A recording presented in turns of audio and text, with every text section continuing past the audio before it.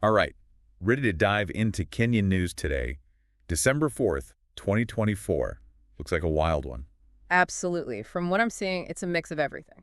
You gave us quite a variety of sources to work with today, huh? Yeah, news aggregators, some great local Kenyan publications, even a few international takes on things. I'm excited to see what we uncover, especially in the political arena. Well, let's jump right into it then, shall we? Sounds good to me. Let's start with Ali Hassan Joho, the former Mombasa governor. Oh, yeah, he's making waves again. Seems like he's pulled a complete 180. You're talking about his stance on President Ruto. Yeah, remember? He used to be one of Ruto's biggest critics. Oh, absolutely. He didn't hold back. Now he's one of Ruto's most outspoken defenders. It's a pretty stunning shift. What do you think? More than just a change of heart. I'd say so. I mean, it really makes you think about those political allegiances in Kenya. They seem a lot more fluid than we might think. Exactly. And Joho's even making some pretty strong statements against anyone who criticizes the government online. Oh, wow. Really? Almost threatening from what I've read. Well, that's what Nairobi Senator Edwin Sifuna thinks. Ah, I saw that. He's planning to summon Joho to the Senate. Yeah. To explain these remarks, it's going to be interesting. I mean, Joho's a cabinet secretary now, right? Exactly. Sifuna's argument is that he can't just talk like he used to. Different rules apply. You know what I mean? For sure, it's raising some really interesting questions. About free speech, yeah, but also just about the dynamics of power in Kenyan politics. You hit the nail on the head. It's a fascinating situation. And it's not the only political drama we're seeing, right? No, not at all. We've got the removal of former Deputy President Rigathi Gachagua. That's right, that whole situation's been a bit of a mystery. Yeah, lots of speculation, especially with Gachagua refusing to resign. Even with pressure from Ruto himself, it's pretty bold. It is, and some say Gachagua's influence was starting to overshadow Ruto. Like a power struggle brewing behind the scenes. Possibly, and this has definitely caused unease in the Mount Kenya region. Where Gachagua have a lot of support, right? Exactly, adding fuel to the fire for all the political maneuvering talk. All this with the 2027 elections on the horizon. Oh yeah, things are definitely heating up. So lots of political intrigue, but let's switch gears a bit. To something a bit more practical, you mean? Well, yeah, what are some of the day-to-day things the government's focusing on? Okay, well, with the holidays coming up, they've activated that National Multi-Agency Command Center. The NMACC, right, that's for coordinating security efforts, I think. Exactly, and they've deployed a ton of officers across the country. Over 10,000, if I remember correctly. You've got a good memory. It's all about keeping things safe during the festive season. Makes sense. People are traveling, celebrating. It's important. Absolutely, and on a completely different note, they're tackling that Killia bird issue. Oh yeah, those birds have been causing havoc for farmers. A real menace. They're devastating wheat and barley farms. I read that they're launching an aerial spraying campaign. Yeah, that's right, using planes to combat those pesky birds. It's interesting to see how they're using technology to address agricultural challenges. It's definitely a sign of the times, and it's crucial for protecting food security. I agree, but it's not all smooth sailing, is it? I'm seeing some pushback against the government. Oh, there's always pushback. It's politics. I mean, specifically from the National Churches Council of Kenya. The NCCK, yeah, they've been quite vocal. What are their concerns? Mostly about the economy, I guess. Yeah, the economy and that new social health insurance fund, the SHIFE. The SHIFE's been pretty controversial. A lot of people are worried about it. The NCCK's main concern is that it might not benefit the poor as much as intended. Like it might actually widen the gap in healthcare access. That's the worry, and it taps into this larger anxiety about the government's economic policies. Are they truly for everyone or just benefiting certain groups? That's the question the NCCK is raising, and they're pushing for more transparency and public involvement. In development projects, right. They want people to have a say. Absolutely. It's about making sure development is truly inclusive and beneficial for all. Okay, so we've got domestic concerns, but what about the international scene? Well, we've got President Ruto bidding farewell to the outgoing Chinese ambassador. Xu Pingjian, I think his name was?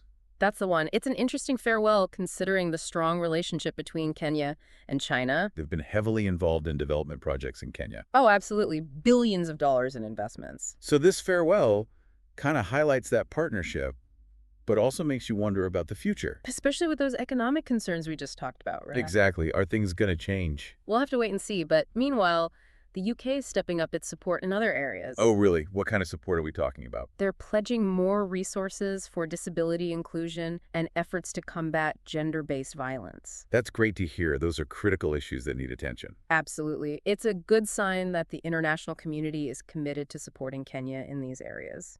Okay, so we've covered political maneuvering, security measures, international relations, and even some agricultural interventions. It's been a whirlwind, that's for sure. And now it's time to delve into the economic landscape, wouldn't you say? Definitely, and we've got Prime Cabinet Secretary Musalia Mudavadi making a bold claim. Oh, yeah, I read that he's saying Kenya's on track to reach middle income status. It's a statement that's meant to inspire confidence, signal positive economic growth. But I have a feeling there's more to this story. You're catching on. There are reports that 60% of companies have actually halted expansion plans in Kenya. 60%, that's a huge number. What's going on there? They're slating concerns about President Ruto's tax policies. So Mudavadi's talking about growth, but businesses are hitting the brakes. It's a bit of a disconnect, and it raises questions about the real impact of those policies. Are they hindering growth instead of promoting it? It's a valid concern, and it highlights this tug-of-war between political pronouncements and economic realities. Okay, so a mixed bag on the economic front. What else is going on?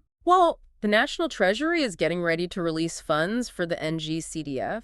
That's the National Government Constituency Development Fund, right? Yeah, it's meant to support those local development projects. But I thought there were some issues with the NGCDF, constitutionally speaking. You're right, there have been challenges, but the government is determined to keep funding it. So they're pushing ahead despite the legal questions. It's another example of how political priorities can clash with legal rulings. This is fascinating stuff, but before we move on, I just want to get your take on the overall picture so far. You mean with all this government action and the pushback they're facing? Exactly. It seems like they're trying to do a lot. They are, from security to agriculture to these ambitious economic plans, but there's this tension too. A sense of uncertainty, like the country's at a crossroads. That's a great way to put it, trying to navigate towards a better future, but facing some serious obstacles. Definitely makes you think, all right, let's shift gears now and look at some social issues. Sounds good to me. Where do you want to start? Well, we have that court case that's been in the news, the one with photographer Jacquin Odhiambo. The one accused of killing LGBTQ activist Edwin Shiloba. Yeah, that's the one. It's a case that's gotten international attention. It sparked outrage and calls for justice, and now the court has reached a verdict. Guilty, right? Yes. Odhiambo has been found guilty. It's a tragic case, but at least there's a sense of closure now. It also highlights the ongoing struggle for LGBTQ rights in Kenya. And the urgent need to address hate crimes, they're a real problem. Couldn't agree more, and in a different case, we're seeing the darker side of finance. You're talking about that couple charged with stealing millions from a credit union. Yeah, over 30 million shillings. It's a significant amount. It raises concerns about corruption within institutions, Absolutely. And it makes you question the systems that are supposed to protect people's money. Very true. But let's move to something more positive now. Definitely need a bit of good news. What did you have in mind? Well, how about that Pakistani naval ship that docked in Mombasa? Oh, yeah, I saw that. It's not just a friendly visit. It's carrying a team of doctors offering free medical services. That's fantastic. A true act of humanitarian aid. A great example of international cooperation. It's heartwarming. It is. And speaking of positive developments, the UN's launching a program to empower women. I read about that. It's about helping them win government tenders. Exactly. Trying to level the playing field and promote economic inclusivity. I love that. It's about recognizing the potential of women in business and government. It's a step in the right direction, but of course, not all the news is good news. Yeah, unfortunately not. There's the issue of land grabbing. It seems to be getting worse. It's a persistent problem, but the government's starting to crack down on it. That's good to hear. They're taking it seriously. It's about enforcing regulations, holding those responsible accountable. It's sad that it's come to this, but something has to be done. Land grabbing robs communities, undermines development. It can't be tolerated. And then there's that tragic story about the Tanzanian student in Nairobi. The one who took his own life. Yeah, it's a heartbreaking reminder of the pressures young people face. It's a wake-up call for all of us. We need to pay more attention to mental health. We need better support systems, more open conversations about mental well-being. I agree. It's an issue we can't afford to ignore. It's about creating environments where young people feel safe seeking help. Absolutely. Okay, before we wrap up this first part, let's touch on some lighter topics. Sounds like a good plan. What did you have in mind?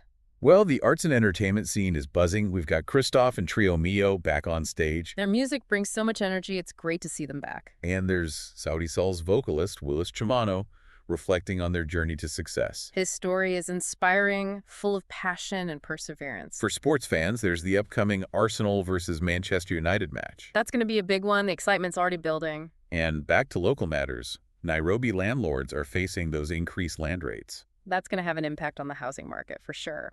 Definitely something to watch. And finally, the government's raising fees for those birth and death certificates. It seems like a small thing, but it can have a real impact on people's lives. Especially for those who are already struggling. It's a reminder that even small changes can make a big difference. And with that, I think we've covered a pretty good range of news for this first part. We've gone from politics to social issues, economics to entertainment. It's been a fascinating journey so far. It really highlights the diversity and complexity of Kenya today. I'm looking forward to seeing what else we uncover as we continue our deep dive. Me too. There's always something new to learn about this incredible country. All right, folks, that wraps up the first part of our Kenyan News Deep Dive. We've got plenty more to explore, so stay tuned. We'll be back soon with even more insights and analysis. Don't miss it. You're right. Sometimes those seemingly small things have a ripple effect. You know what I mean? Definitely. But speaking of things with big impacts, what about those leaked deals with the Indian conglomerate Adani? Remember those? Oh, yeah. Those caused quite a stir. All those private partnerships, it just felt a little off.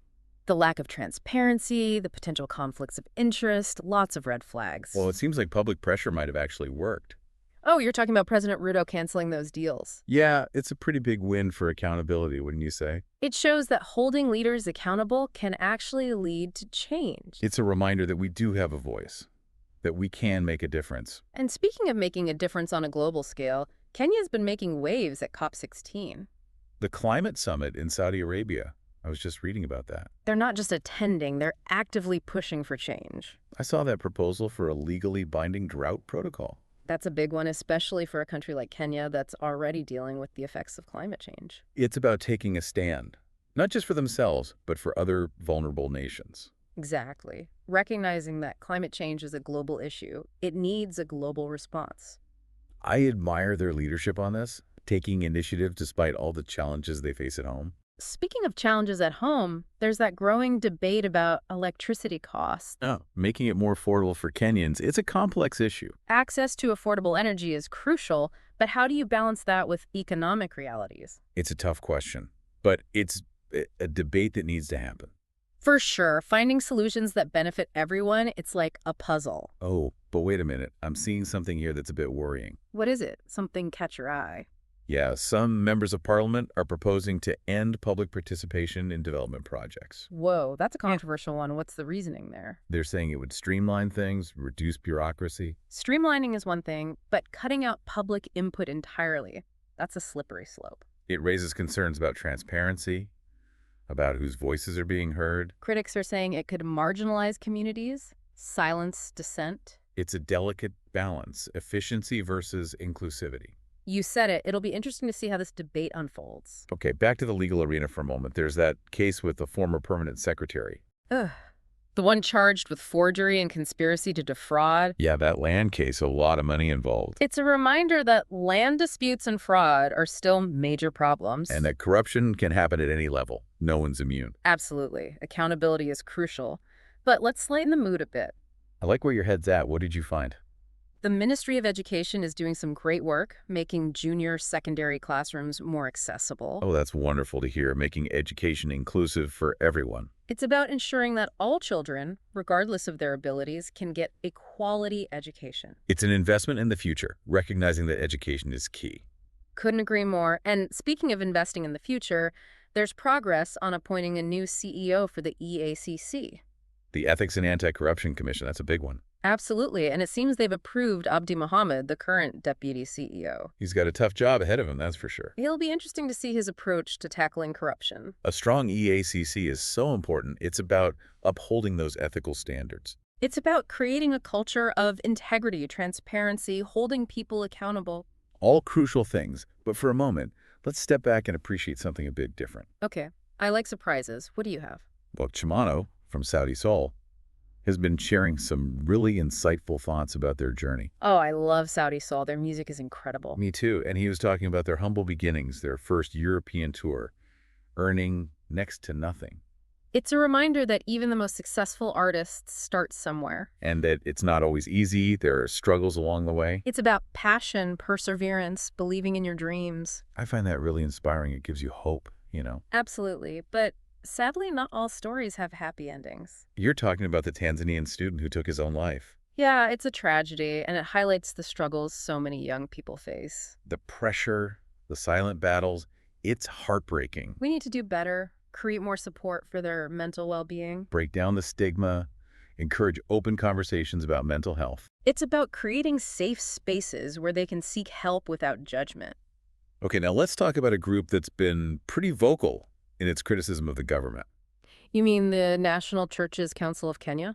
The NCCK, yeah, they've been raising concerns about the economy, the Jews, They're not shying away from addressing those real-world issues. It's interesting, they're not just focused on spiritual matters. It's about advocating for social justice, holding leaders accountable. Their critique of the shift reflects a lot of public anxiety. About healthcare costs, accessibility, it's a valid concern.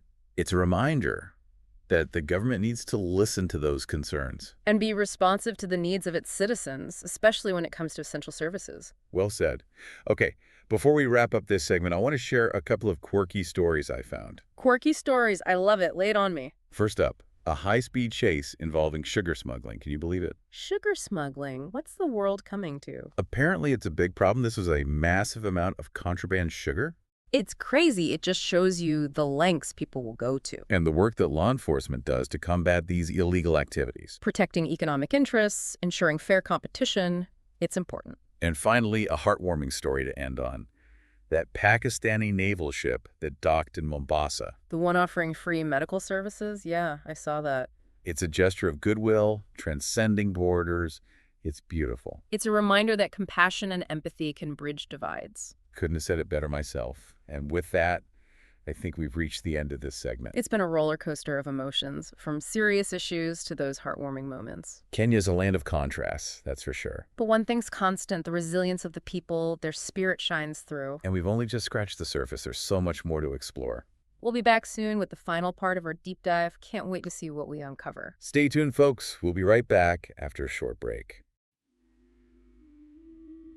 All right, we're back, ready for the final stretch of our Kenyan news deep dive. It's been quite a journey so far, hasn't it? Yeah, we've covered a lot of ground. From politics to economics to those everyday stories that really paint a picture of life in Kenya. And for this last part, we've got a few more intriguing stories to share. Stories that highlight those unique trends, those challenges, those moments that really capture the spirit of Kenya. Let's start by revisiting that issue of land grabbing from schools. It's a problem that just keeps popping up. It seems like it's becoming even more widespread. And thankfully, the government is finally cracking down on it. It's about time. It's stealing from the future. It's robbing children of their right to education. It's heartbreaking, and it all boils down to greed and corruption. Exactly. But this crackdown sends a clear message. Those actions won't be tolerated. Protecting those children, their education, it has to be a top priority. Absolutely.